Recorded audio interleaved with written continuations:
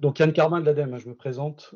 Voilà, j'ai en charge le projet numérique responsable à la direction régionale. Je vous propose de démarrer de suite notre présentation. Ça va être dense. Donc l'idée aujourd'hui, c'est de vous présenter les résultats d'une partie de notre grosse étude sur le numérique responsable, la partie sur les impacts environnementaux. Donc je vais laisser de suite la parole à Jérôme, le directeur régional de l'ADEME. Jérôme, est-ce que ton micro est coupé, Jérôme? Merci, le Voilà. voici ouvert. Merci Yann. Donc, merci d'avoir répondu aussi nombreux à cette invitation au webinaire et à la restitution des travaux qu'on a engagés déjà depuis 2020. Donc, l'enjeu pour la direction régionale, c'était comment on s'approprie ces préoccupations grandissantes au sein de la société sur comment concilier ressources, énergie et développement du numérique. C'était un enjeu au niveau régional parce qu'il y avait des objectifs assez importants dans le SRADET, avec cette volonté d'avoir une région énergie positive et neutre en carbone à 2050. Et puis, il y avait également un plan intelligence artificielle Grand Est qui a été publié en 2019, qui va valoriser les technologies, l'intelligence artificielle, et donc comment concilier les deux. Le rôle de l'ADEME, c'est d'informer, c'est d'éclairer les décisions, c'est d'apporter de l'information à l'ensemble des acteurs. Et donc, c'était naturellement dans ce cadre-là qu'on a lancé un travail assez large, assez ambitieux, avec d'une part l'évaluation des impacts environnementaux du numérique, des usages du numérique sur la région Grand Est. Il s'agissait aussi d'identifier les leviers d'action pour limiter ces impacts. Et c'est important d'avoir ces données au niveau régional pour se les approprier et savoir où mesurer l'effet de nos actions. Et puis, on a eu une approche un peu plurielle, avec des réflexions sur les gains potentiels du numérique en matière de diminution des gaz à effet de serre. On a abordé la comparaison des labels numériques environnement, numérique durable notamment. Et puis, on a voulu aussi mesurer l'empreinte numérique au travers de cas concrets. Et ça nous a permis de faire un certain nombre d'ateliers au cours des 2 dernières années. Et bon, vous allez revenir probablement là-dessus. En tout cas, s'il y a des questions, on sera là pour y répondre. Donc, je ne veux pas être plus long, je tiens à remercier la région Grand Est qui a contribué et accompagné avec Grand Innov aussi l'ensemble du processus des études, la relecture des résultats, etc., et l'ensemble des membres du COPIL de cette étude. Je remercie aussi également l'ensemble des ceux qui ont réalisé les travaux pour notre compte. Il y a iCare, Hublot et Green Sector sur tout ce qui était impact et études. Il y avait aussi Respublica qui a animé les ateliers, et puis CDS sur les aspects communication.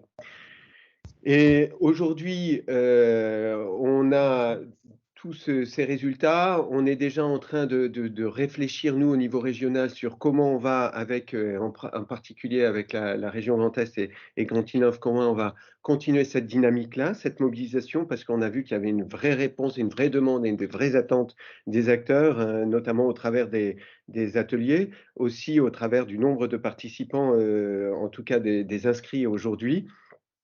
Et puis ce travail-là, il s'inscrit aussi dans une dynamique nationale, une dynamique qui prend de l'ampleur, avec notamment au sein de l'ADEME, et j'ai oublié de les remercier. Un grand merci à tous les collègues de l'ADEME au niveau du siège qui ont mouillé la chemise aussi sur le cahier des charges, etc., à nos côtés, puisque l'ADEME se structure, et du coup, j'en profite pour passer la parole à Mathieu Veloff, qui va un peu dire où on en est au niveau régional sur cette thématique du numérique responsable.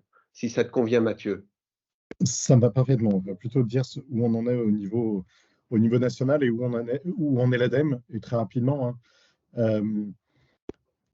En fait, Les sujets qu'on a à l'ADEME, c'est d'abord d'expliciter le fait que le numérique a un impact environnemental, et ce qui n'est pas évident pour tout le monde.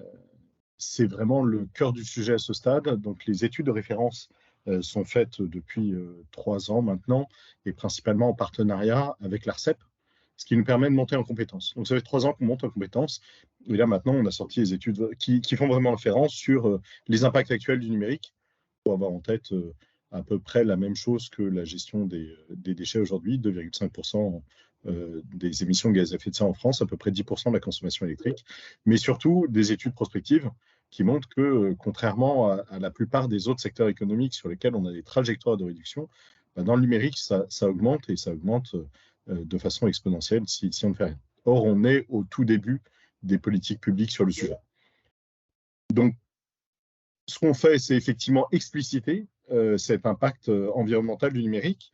De ce point de vue-là, d'ailleurs, l'étude que vous allez présenter aujourd'hui est super intéressante parce qu'on connaît nos propres limites méthodologiques dans les travaux qu'on a fait au niveau national. Et typiquement, les travaux Grand Est qui seront présentés vont au-delà méthodologiquement de ce qui a été fait pour le moment au niveau national. Donc, c'est des choses qu'on va maintenant copier au niveau national. On est focalisé sur l'impact environnemental du numérique, alors que les principales demandes qu'on obtient, et je pense que c'est évidemment la même chose en région, c'est des gens qui viennent avec des solutions numériques pour la transition écologique.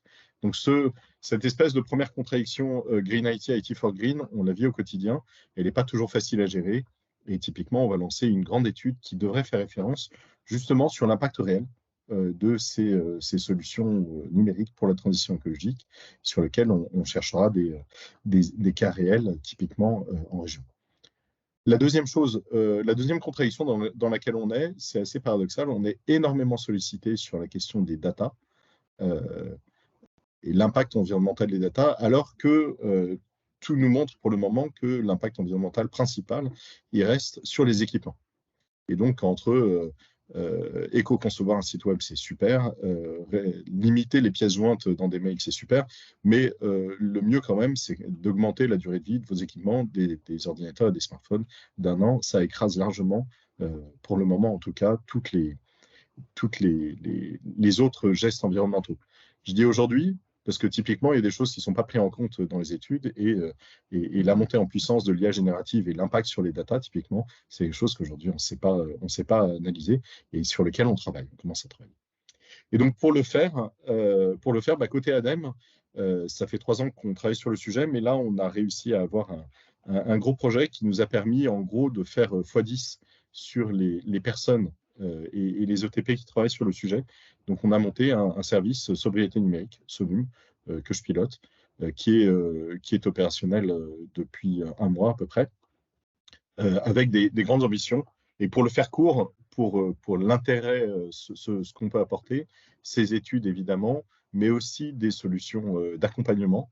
Une solution d'accompagnement et de financement pour les entreprises via France 2030. Il y a un appel à projet France 2030 Econum, donc qui cible principalement les entreprises, dont la dernière clôture est prévue pour fin février. Donc il y a encore temps de candidater. Donc c'est principalement, mais pas uniquement pour les entreprises. Et puis à côté de ça, on a un programme financé sur les certificats d'économie d'énergie Alt Impact qui est plus dans des phases de démarrage, mais sur lequel typiquement, ce qu'on va faire, et sans rentrer dans le détail, c'est des campagnes de communication et de sensibilisation nationale, de l'accompagnement à la formation et de l'accompagnement qui n'est pas encore totalement défini sur des initiatives territoriales. Et c'est pour ça aussi que ça nous intéresse vraiment d'être là aujourd'hui, parce que, pour ne rien vous cacher, on veut copier ce qui se fait en Grand Est, prendre les meilleures expérimentations et les généraliser. Voilà, c'est pour ça qu'on est super intéressés de participer aujourd'hui et qu'on vous remercie évidemment pour l'invitation et la qualité des travaux. Merci Mathieu, je crois que ça peut faire que plaisir à Yann Carvin. On arrive pile poil au bon moment, il y a un concours de circonstances et c'est toujours une petite satisfaction quand les planètes s'alignent. Juste un petit mot d'introduction aussi, je vois qu'il y a Pascal Gaillot qui est avec nous. Peut-être Pascal, tu as envie de dire un petit mot? Oh, juste bonjour. Donc moi, je suis la présidente de la commission environnement à la région. Vous avez invité le président, il m'a demandé de le représenter. Et je suis ravie de vous écouter parce que voilà, vous témoignez que nous sommes beaucoup sollicités, notamment en commission environnement, sur justement l'impact du numérique. À l'heure où on présente notre budget 2024 et le budget vert, et c'est vrai que le numérique, on ne sait pas trop bien comment le classer. Donc, merci d'avoir, Jérôme, en introduction, salué, et je les remercie aussi la contribution des équipes de la région, des équipes de Grand Innov. Et comme vous tous, j'irai pas plus loin, je serai pas plus longue, je suis impatiente de voir ce que vous allez nous présenter ce matin. Voilà, merci. Voilà, on passe la parole à Iker donc, à Franck et Guillaume. Merci. Merci, bonjour à toutes et à tous. Merci pour cette introduction et le rappel du contexte de l'étude. Donc, je vais vous présenter dans un premier temps la méthodologie de l'état des lieux actuel qui a pu être réalisé dans le cadre de la prestation, ainsi que les résultats obtenus. On dit toujours compter pour savoir, savoir pour agir, agir pour réduire. C'est bien d'avoir une photographie, même si c'est à un moment donné qu'elle évolue dans le temps, mais de connaître la situation de référence, le T0. Donc, quelques éléments de préambule méthodologique. Donc, les travaux sont réalisés en s'appuyant sur les normes internationales ISO 14040 et 14044 qui font référence en matière d'analyse de cycle de vie, connu sous l'acronyme ACV. Et donc, ainsi, pour l'ensemble des équipements inclus dans le périmètre étudié, ont été pris en compte les étapes de cycle de vie depuis l'extraction des matières premières jusqu'à l'ensemble des étapes de transformation et d'assemblage, en passant par le transport, amont et distribution, la phase d'utilisation, qui concerne donc les consommations, notamment énergétiques, directes et indirectes de l'équipement pendant sa phase d'utilisation, et enfin, la fin de vie. Sur la slide suivante, on présente du coup les indicateurs qui ont été considérés dans le cadre de l'étude. On a des indicateurs de flux et des indicateurs d'impact, notamment la consommation d'énergie, qu'elle soit primaire et finale, la consommation de matières premières, la production de déchets. Et puis en termes d'indicateurs d'impact, on commence à être familier avec les émissions de gaz à effet de serre, donc c'est l'indicateur sur le changement climatique. Mais quand on parle d'impacts environnementaux, il y a une multitude d'indicateurs possibles et donc ont été sélectionnés et caractérisés dans le cadre de l'étude: les épuisements des ressources naturelles abiotiques, l'acidification, l'écotoxicité d'eau douce, la radiation ionisante, les particules fines et la formation d'ozone photochimique. Dans le rapport d'étude qui sera rendu public, on aura bien évidemment des définitions et des exemples très précis de ce qu'indiquent ces indicateurs, puisque comme je le disais, on parle et on connaît assez bien ce qui concerne la consommation d'énergie, les émissions de gaz à effet de serre, les productions de déchets, mais pour d'autres, c'est peut-être un petit peu moins palpable. Donc voilà pour les indicateurs. Sur la slide suivante, c'est pour présenter l'objet donc de l'évaluation. On a défini 3 types de périmètres: le périmètre temporel, géographique, opérationnel. Le périmètre temporel, c'est l'année sur laquelle la photographie a été réalisée. Donc on a été cohérent avec l'étude nationale en prenant notamment les données de l'année 2020. Le périmètre géographique, c'est le territoire régional Grand Est. Et au niveau du périmètre opérationnel, on a distingué ce qu'on appelle le tiers 1, le tiers 2, le tiers 3. Et derrière ces tiers se cachent donc dans le premier tiers les équipements utilisateurs, qu'il s'agisse des ordinateurs, des imprimantes, des téléphones portables notamment, des différents matériels audiovisuels, également l'IoT. Dans le tiers 2, on va retrouver les réseaux fixes et mobiles en région Grand Est. Et dans le tiers 3, on va retrouver les salles de serveurs au sein des bâtiments tout publics, les data centers de colocation, le cloud, les hyperscalers, les supercalculateurs. Donc, on a ici indiqué des premières spécificités de la région Grand Est. On aura quelques chiffres un petit peu plus loin, et puis les autres spécificités sont disponibles dans le rapport détaillé, notamment sur la fibre avec un objectif de 100% de raccordement. Donc, on a pris en compte l'état actuel dans le tiers 2 pour pouvoir caractériser les impacts. Et puis, sur le tiers droit, les data centers, vous allez voir qu'on a considéré dans l'approche deux volets, l'approche consommation et l'approche production. On va y revenir un petit peu plus tard. Alors, sur la slide suivante, c'est voilà, un petit peu plus tard, c'est tout de suite. Donc l'idée, c'est quand on réalise un bilan des impacts environnementaux, on a la possibilité de choisir deux types d'approches, une approche production et une approche consommation. Dans le cadre de l'étude nationale de l'ADEME, une approche production a été prise en compte. C'est-à-dire que pour les data centers, on a regardé ce qui est produit localement, physiquement présent sur le territoire français et consommé sur ce même territoire. Dans le cadre de l'étude, ont été évaluées à la fois cette approche production, mais également consommation. C'est-à-dire que les data centers qui sont consommés sur le territoire, mais produits à l'extérieur, en termes de flux et d'impact, ont été mobilisés. Et donc, dans le cadre de la présentation aujourd'hui, si on ne précise pas, ça sera bien l'approche consommation qui sera présentée dans le cadre du tiers 3. De la même manière, dans le cadre de l'étude et du rapport détaillé, on précise les deux approches. Et vous allez voir qu'on a un impact qui est plus important, forcément, quand on parle de la consommation, notamment par rapport aux caractéristiques sur les data centers qu'on peut retrouver en région Grand Est. Donc voilà les précisions méthodologiques sur cette partie-là. Et sur la slide suivante, quelques données d'inventaire spécifiques à la région Grand Est pour donner quelques ordres de grandeur sur les différents tiers. Donc en termes d'équipement, on est à un peu plus de smartphones par habitant. On a 5,7 millions de smartphones considérés, 7,5 millions d'ordinateurs considérés, des écrans, de l'IoT. Pour les data centers, dans l'approche production, on a estimé à 68 000 mètres carrés, soit l'équivalent de 9,5 terrains de foot de salles, serveurs et data centers sur le territoire. Et en approche consommation, ici, on voit la répartition entre les DC traditionnels, les data centers traditionnels, cloud en France et dans le monde, sachant que le trafic sortant représente 5% du trafic total vers les utilisateurs. Donc voilà quelques éléments de cadrage. Je vais laisser Franck présenter les résultats de l'étude. Et je rappelle également, donc les travaux ont été réalisés en groupement avec notamment notre partenaire Hublot qui n'est pas présent aujourd'hui, mais qui a participé à l'évaluation de ces impacts. Merci Guillaume, j'en profite pour répondre tout de suite à une des questions que j'ai vu passer dans le chat sur le vocable hyperscaler. Donc voilà, c'est on va dire un type de data center, c'est un parmi d'autres, hein. Voilà, c'est les data centers des géants, on va dire, du numérique, Amazon, Google et compagnie.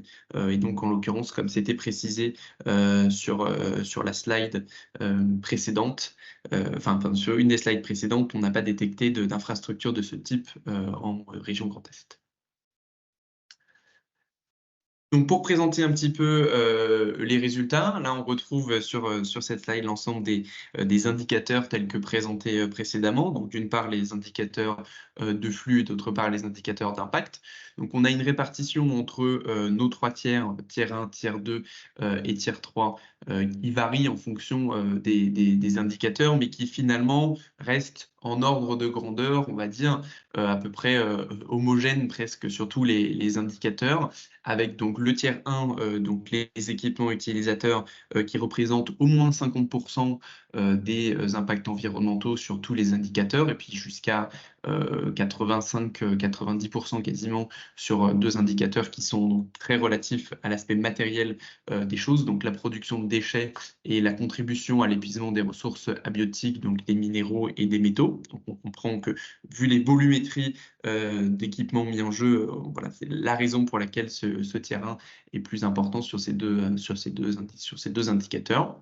Le deuxième contributeur, donc le tiers 3, donc tout ce qui est data center. Donc ici, on est bien sûr, comme le disait Guillaume juste avant, sur cette approche globalisante qui prend et les besoins produits sur le territoire de la région Grand Est et une partie significative des besoins qui est produit en dehors de la région Grand Est. On reviendra un petit peu après sur cette différence-là. Et puis en dernier contributeur, le réseau, alors qui est voilà, pris de manière isolée, on va dire, a une contribution qui est relativement faible par rapport au tiers 1 et au tiers 3, même si, dans une vision plus systémique, il reste, on va dire, un facilitateur, un enabler d'un ensemble de technologies qui vont avoir des impacts sur le tiers 1 et sur le tiers 3, c'est un élément qui est important de garder en tête. Si on zoome un petit peu donc, sur les gaz à effet de serre, donc, on l'a dit, c'est l'un des indicateurs avec lequel on est familier, donc on a présenté un petit peu plus en détail ici des résultats. On arrive à 2,2 millions de tonnes de CO2. Alors, qu'est-ce que ça veut dire 2,2 millions de tonnes de CO2? C'est environ, c'est équivalent à 5,5% des émissions territoriales de la région Grand Est. Alors, pourquoi je dis équivalent? C'est que ces 2,2 millions de tonnes de CO2, eh bien, ils ne sont pas tous émis sur le territoire de la région Grand Est, donc ils ne sont pas inclus dans les émissions territoriales de la région Grand Est. Néanmoins, ça donne voilà, un ordre de grandeur. La consommation d'électricité donc en région Grand Est sur le territoire est de 4,2 TWh, donc ce qui est équivalent à 11% de la consommation électrique du territoire. Donc on est dans les mêmes ordres de grandeur pour la partie donc territoriale que ceux présentés par Mathieu tout au début du webinaire. Voilà, dans les autres études, on constate en général 10% de la consommation électrique en lien avec le numérique. Et puis, donc, comme l'a présenté Guillaume, on intègre aussi la consommation d'électricité qui a lieu en dehors du territoire, donc en l'occurrence pour les data centers situés en dehors du territoire qui servent des usages sur le territoire, où là on estime, alors c'est quelque chose sur lequel on a moins de fiabilité à ce stade, qui fait partie des sujets qui peuvent mériter d'être creusés à l'avenir, sur lesquels on estime un peu plus d'1 TWh d'électricité. Sur la partie droite, donc un équivalent par habitant, donc 400 kg de CO2 par habitant. Ça représente à peu près l'équivalent de 1700 km en voiture, 200 repas moyens. On voit que c'est significatif par rapport aussi aux autres, aux autres usages, on va dire, aux autres sources d'émissions du quotidien qu'on connaît, que ce soit les déplacements ou l'alimentation.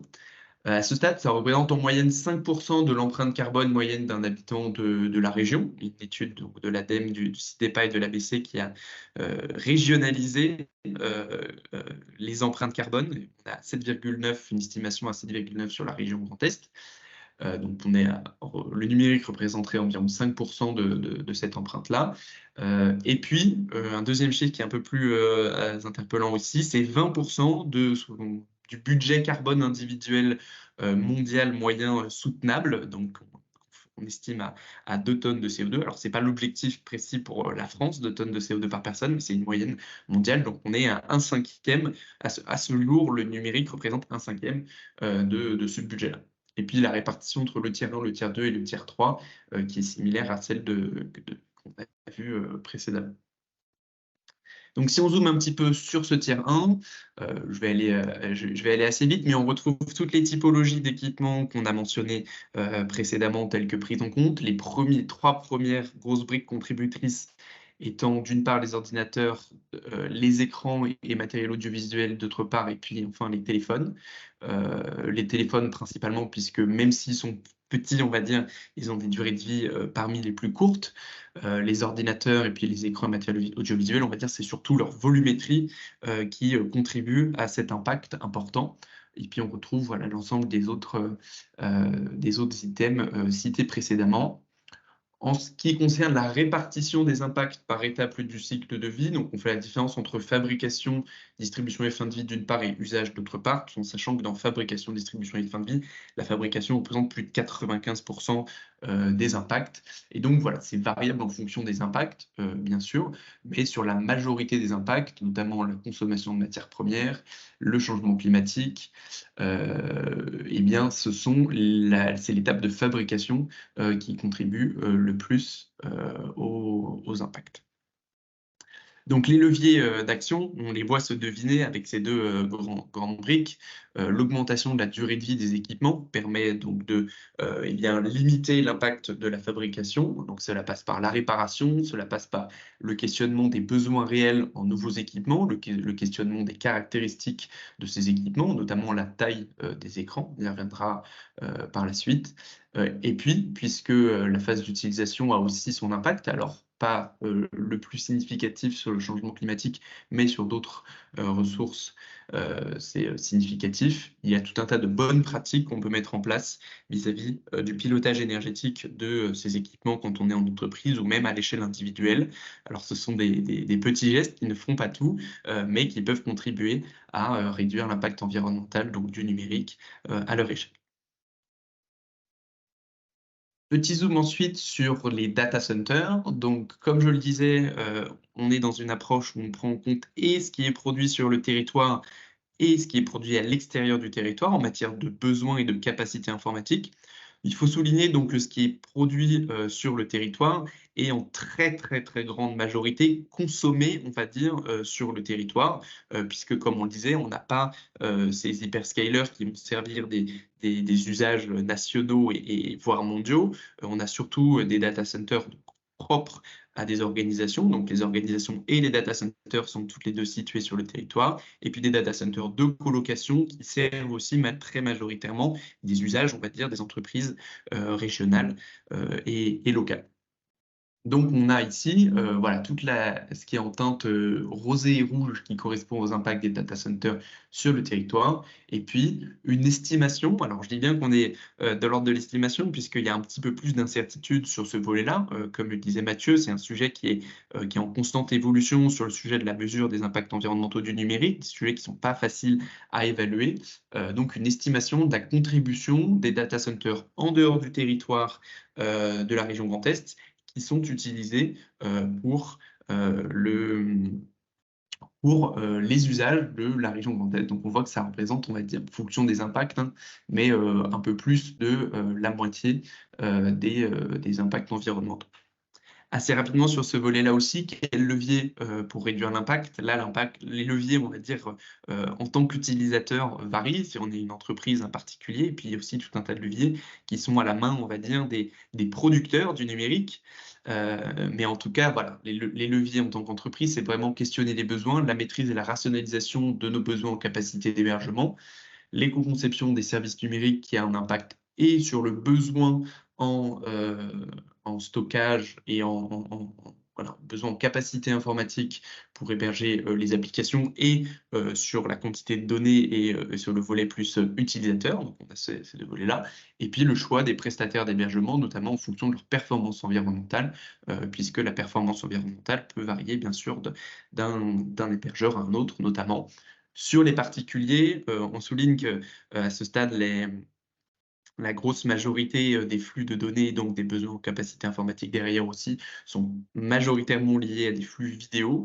Donc il y a des questions relatives à la maîtrise de la consommation de contenu, des bonnes pratiques de visionnage, notamment en termes de résolution, qui sont intéressantes à mettre en œuvre. Et globalement, on en revient un petit peu à cette question de questionner les usages, mais on va y revenir un petit peu par la suite dans la vision de prospective à horizon 2030. Donc voilà pour cette première partie sur l'état des lieux. Je regarde un petit peu dans le chat, il y a eu quelques petites questions. Je vois que Guillaume en a répondu à certaines. Alors, j'ai répondu à toutes. Et la dernière, du coup, on vous communiquera le lien à la fin de la présentation. Et donc, du coup, il y aura accès en instantané, pas de souci. Et sur les autres, normalement, on a tout répondu. S'il y avait une question sur est-ce que des ratios GES étaient disponibles sur les usages numériques notamment.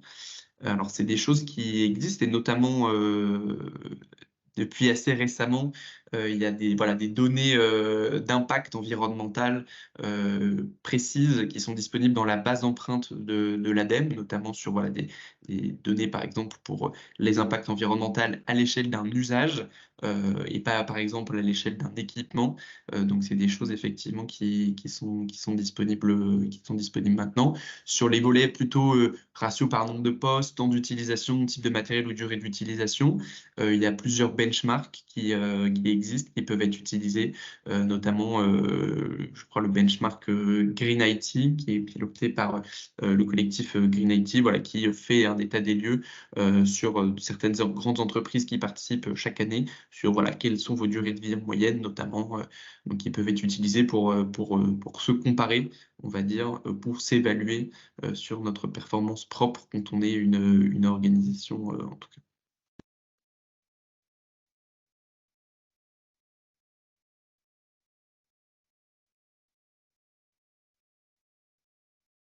Et il y a une autre question sur combien d'années d'utilisation des matériels gagnerait-on si le logiciel était réellement éco-conçu? Alors ça, c'est une très bonne question qui n'est pas évidente.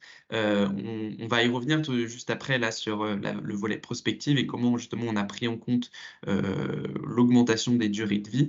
Mais on n'a pas, entre guillemets, on a pris en compte dans cette vision prospective, on est vraiment dans une vision prospective et pas dans de la prévision, vraiment une démarche globale qui serait celle de tendre vers un allongement des durées de vie par les différents moyens qui sont à disposition, que ce soit donc la mise en place d'écosystèmes de réparation, de reconditionnement, ou également justement eh bien, l'éco-conception des services numériques qui permettrait de limiter l'obsolescence logicielle, enfin, l'obsolescence des équipements provoquée par les logiciels. Donc on va à ce stade, c'est pas possible et c'est pas quelque chose qu'on a évalué voilà, de savoir précisément combien d'années d'utilisation des matériels pourraient être gardés.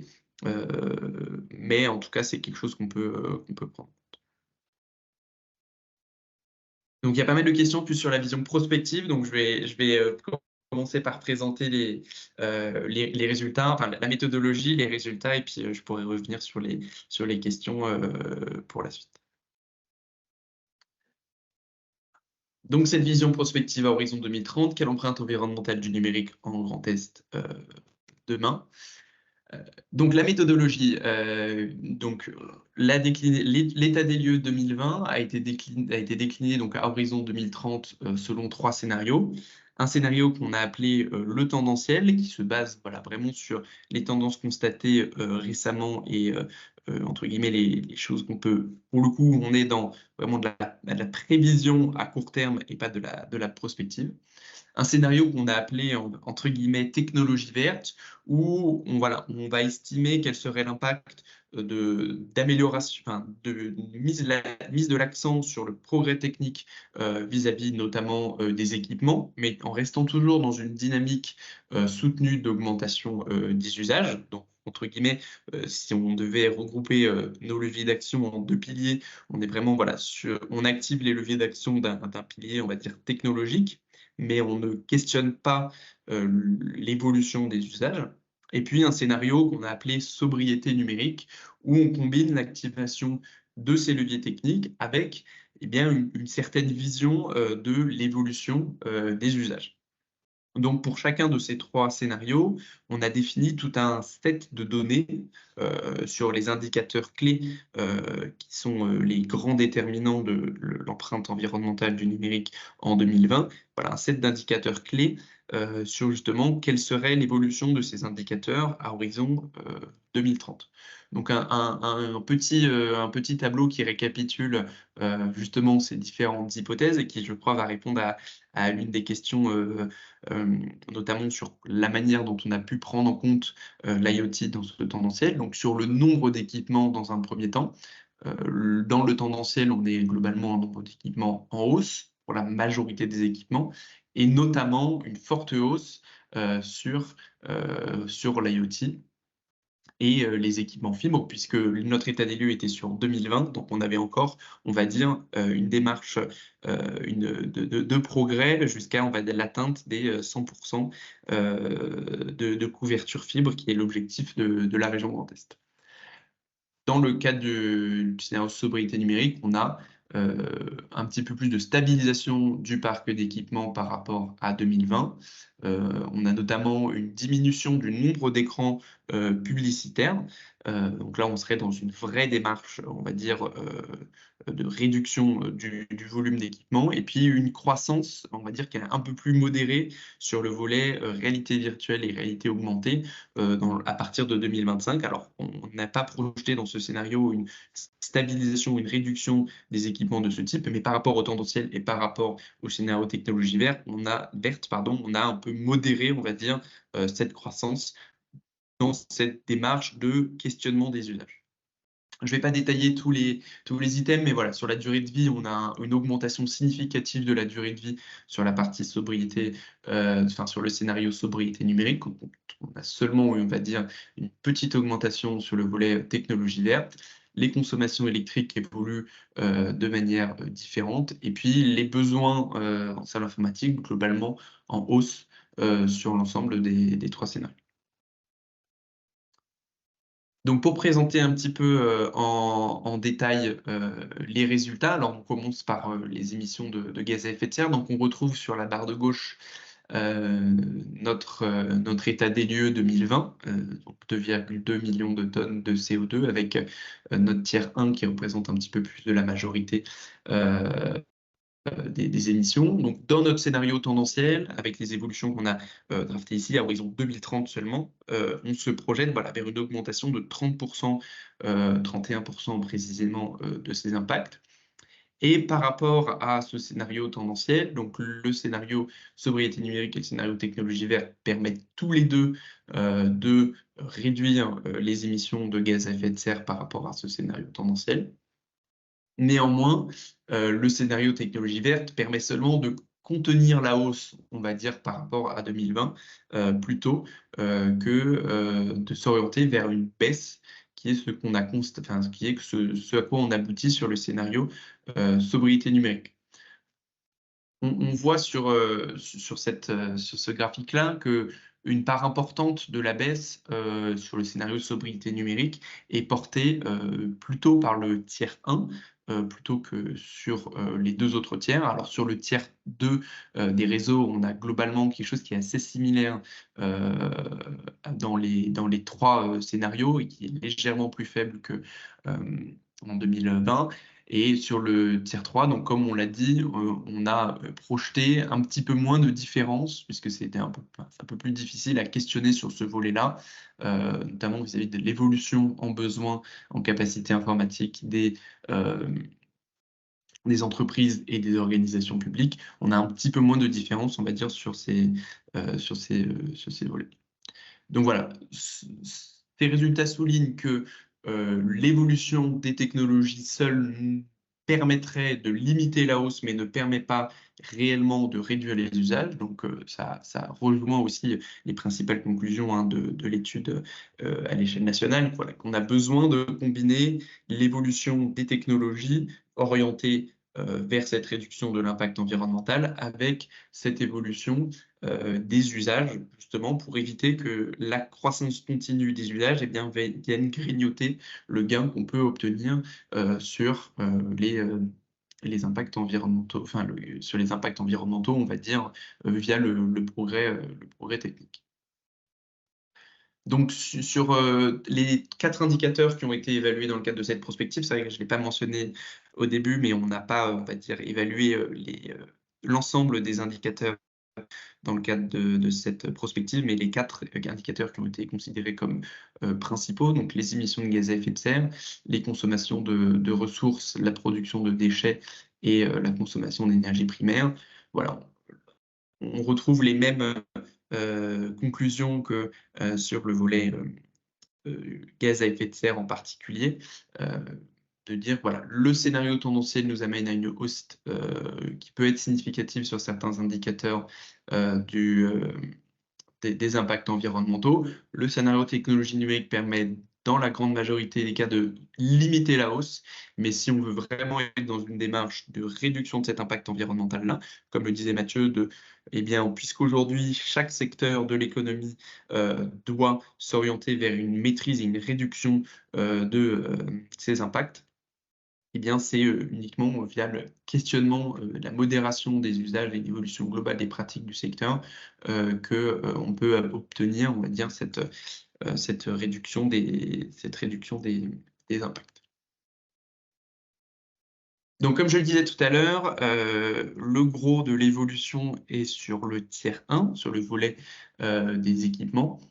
Donc, on a affiché ici en particulier les résultats sur ce tiers 1. Donc, dans le tendanciel, on a une évolution significative qui porte surtout sur les écrans, avec des évolutions de technologie. Et comme je l'évoquais quand on a commencé à discuter des leviers lors de la première partie, une augmentation constante des tailles d'écran, que ce soit des écrans d'ordinateur, que ce soit des écrans d'ordinateur, des écrans fixes, pas des écrans d'ordinateur portable, mais des écrans fixes, des télévisions et des écrans dans l'espace public.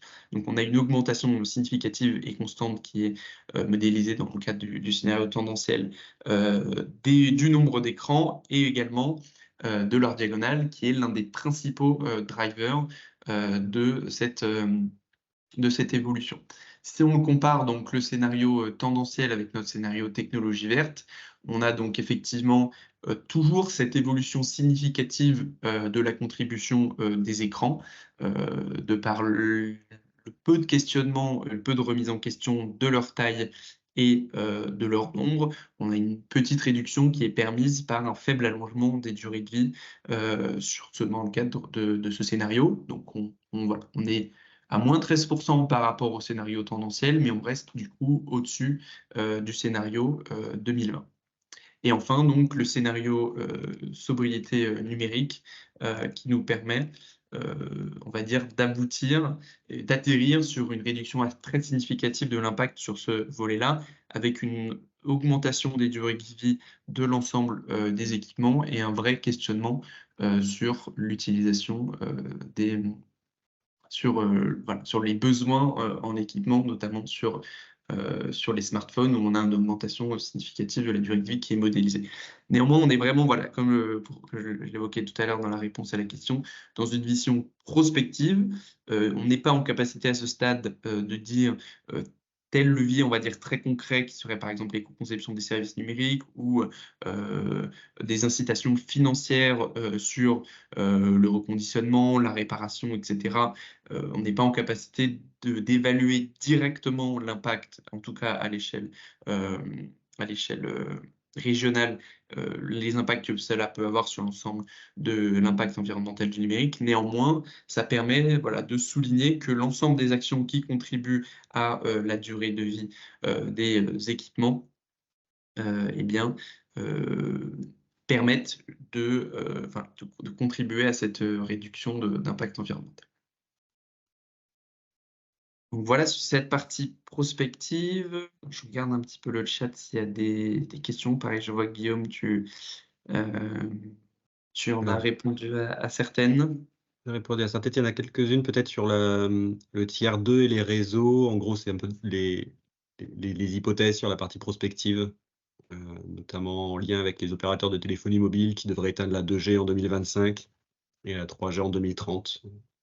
De quelle manière, du coup, quelles sont peut-être les hypothèses qu'on a prises pour la partie réseau? Oui, c'est vrai qu'on ne l'a pas détaillé ici et on ne l'a pas détaillé non plus sur la partie état des lieux. Sur la partie réseau, on a une grosse partie de l'impact qui est sur la partie réseau fixe. Si mes souvenirs sont bons, il faudrait regarder dans le rapport complet, mais il me semble 85% de l'impact sur la partie réseau fixe et une partie plus faible donc sur la partie réseau mobile.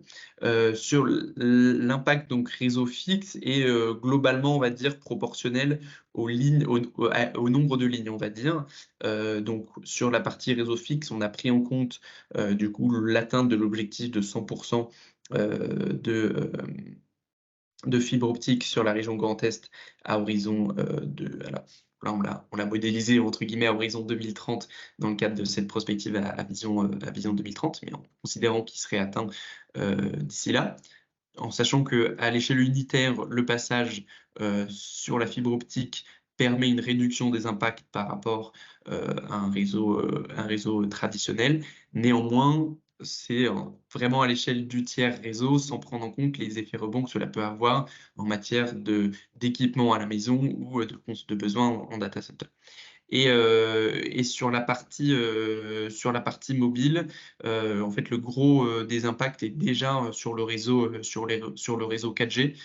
Donc effectivement, c'est quelque chose qui a été pris en compte, mais en fait qu'on ne voit quasiment pas à l'échelle de ce tiers 2 sur le volet 2G et 3G. Merci Franck. Et enfin, une question sur les satellites de communication. Donc, c'est quelque chose qui effectivement n'est pas inclus dans cette partie réseau.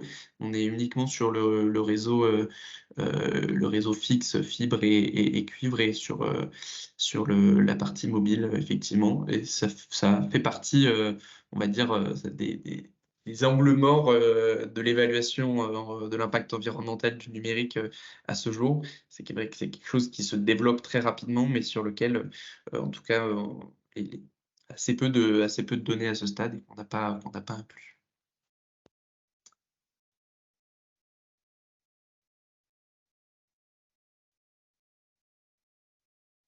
Une dernière question sur ce graphe-là. Donc effectivement, sur l'indicateur de consommation de ressources, alors l'indicateur qui a été étudié ici, c'est l'indicateur de consommation de ressources, donc celui qu'on a présenté précédemment et qui s'appelle le MIPS, donc où on agrège toutes les ressources qui sont mobilisées, on va dire, sans évaluer leur contribution à l'épuisement des ressources. Et donc effectivement, dans ce scénario-là, même on va dire même dans le cas du tendanciel, on a une hausse qui est assez limitée, notamment puisque on a une prise en compte dans le cadre du tendanciel de gains d'efficacité matière, on va dire, qui sont assez importants. Donc voilà, vous pourrez retrouver les sources dans le rapport complet, mais en tout cas à horizon 2030. Alors l'horizon 2030 est un horizon qui reste, on va dire, assez court terme, dans le sens où on le verra dans les limites juste après, dans le sens où on n'intègre pas, et ça répond à une autre des questions, de développement massif de technologies qui ne seraient pas, on va dire, matures à ce stade-là, à l'heure d'aujourd'hui. Et du coup, c'est vrai qu'on est dans une démarche tendancielle qui n'est pas une prévision justement de l'explosion de certaines de ces technologies qui pourraient avoir là. Voilà. Il y avait une question un peu sur les spécificités des données en région Grand Est. On l'a évoqué à plusieurs endroits et puis ça fait partie également un peu des limites de l'étude. C'est une première étude qui a été faite sur le périmètre régional et en fonction du type d'équipement et de la donnée qu'on cherche à prendre en compte, les données étaient plus ou moins disponibles.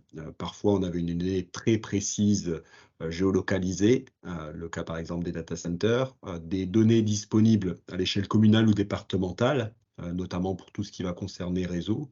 Par contre, pour le tiers 1 et les équipements, à l'heure actuelle, on n'a pas d'études de terrain spécifiques sur l'ensemble des ménages en région Grand Est. Donc, on a pris des proxys, parfois par rapport à la population en région Grand Est, avec les caractéristiques des ménages, et on est reparti des données nationales, puisqu'un Français moyen, avec l'hypothèse qu'en région Grand Est, on n'avait pas forcément une mode de consommation différent en termes de smartphone, en termes de téléviseurs, par exemple, par rapport à un autre Français sur d'autres régions.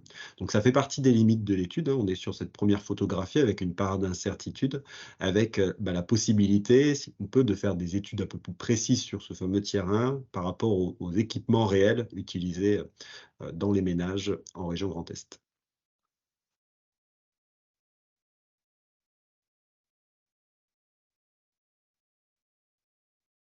Parfait. Je vois, il y a une dernière question, remarque sur le passage fibre à DSL. Donc, c'est vrai que ce qu'on n'a pas modélisé là, effectivement, c'est, on va dire, l'effet rebond en matière de réduction de la durée de vie des équipements que peut avoir, notamment sur les équipements donc, du réseau mobile.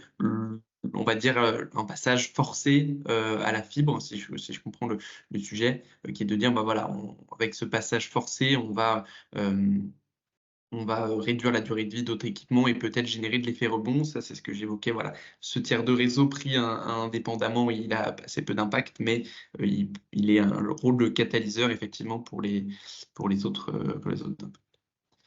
Et sur la question de l'adéquation entre les besoins en électricité et la production, alors c'est une question qui est assez intéressante, qu'on n'a pas du tout étudiée dans le cadre de cette étude, notamment puisqu'elle dépend,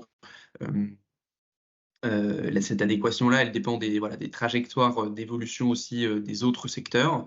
Donc voilà, je pense que c'est des choses qui sont étudiées plus en détail, mais Guillaume, je te laisserai peut-être compléter, notamment dans d'autres études de l'ADEME, peut-être dans le cadre des scénarios transition 2050 également.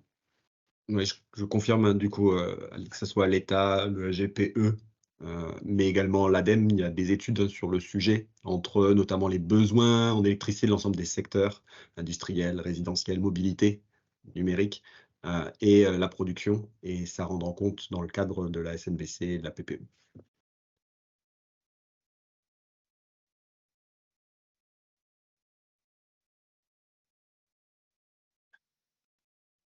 Alors, il y a une autre question. Une telle étude déclinée par différents types d'usagers est-elle possible? Ménages, entreprises, collectivités territoriales, services publics? Oui, alors c'est vrai qu'on ne l'a pas précisé dans ce webinaire, mais c'est disponible dans le rapport complet. L'étude ici est déclinée notamment sur le tiers 1. Donc, sur le tiers 1 est déclinée entre les équipements à usage personnel et les équipements à usage professionnel. Et sur le tiers 3, elle est déclinée donc entre les data centers dédiés aux entreprises, aux collectivités territoriales, enfin aux entreprises ou aux services publics, qu'ils soient collectivités territoriales ou nationaux, d'une part.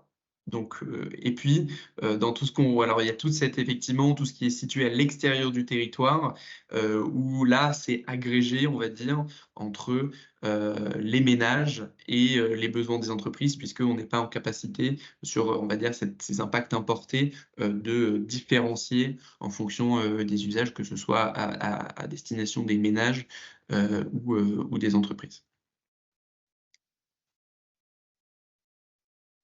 Merci Franck. Erwan de l'ADEME précise que très prochainement, un feuilleton numérique va compléter les travaux de l'ADEME sur Transition 2050. Merci beaucoup Erwan pour cette précision. Il y avait une question sur la capacité du territoire à allonger la durée de vie des équipements numériques. Est-elle regardée? Donc on l'a regardé d'un point de vue plutôt macro. Par contre, les actions très concrètes telles que vous citez, très pertinentes à déployer dans nos territoires, sur la présence d'organisations locales permettant la réparation, cette quantification d'actions très ponctuelles n'a pas été réalisée dans le cadre de cette mission. Mais est intéressante à regarder au cas par cas, notamment à des échelons peut-être plus petits, à l'échelle de territoires infrarégional, EPCI, dans le cadre de plan climat, par exemple.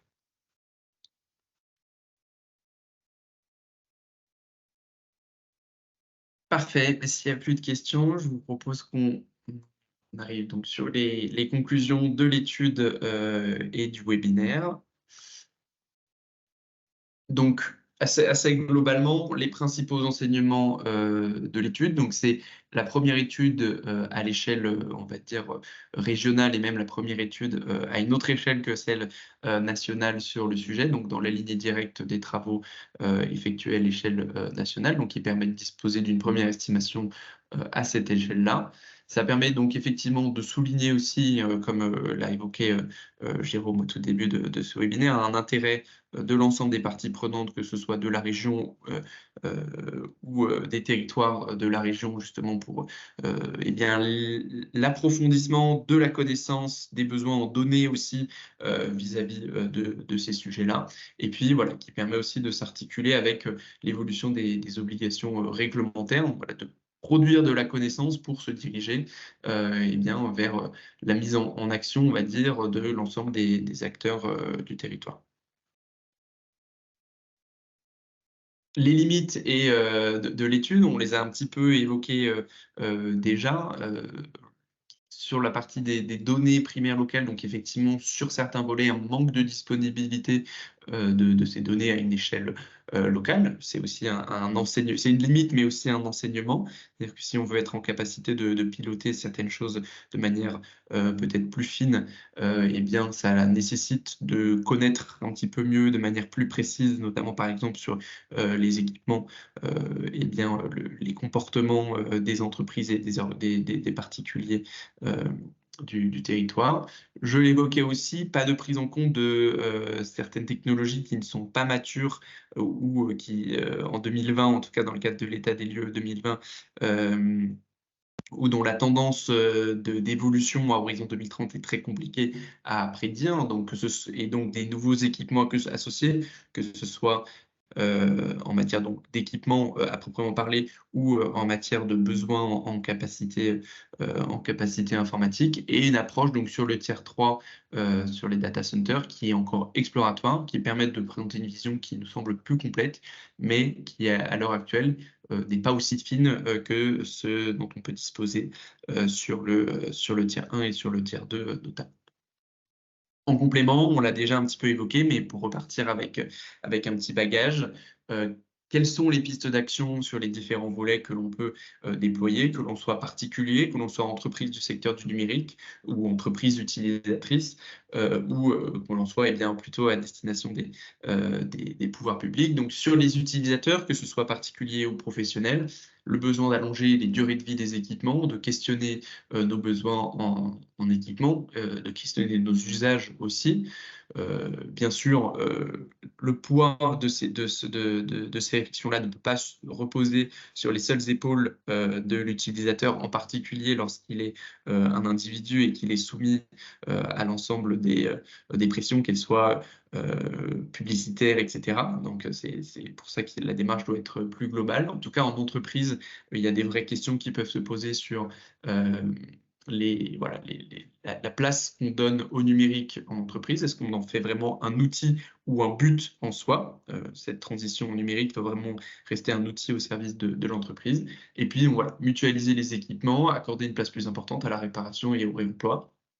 Quand on est une entreprise du service du numérique, questionner l'utilité des services numériques que l'on produit, éco-concevoir ces services numériques, ça peut passer par différents leviers, que ce soit essayer de se libérer des schémas captifs, notamment sur certains types de services numériques, assurer les larges compatibilités avec les équipements pour limiter la contribution des services numériques à la réduction, des durées de vie.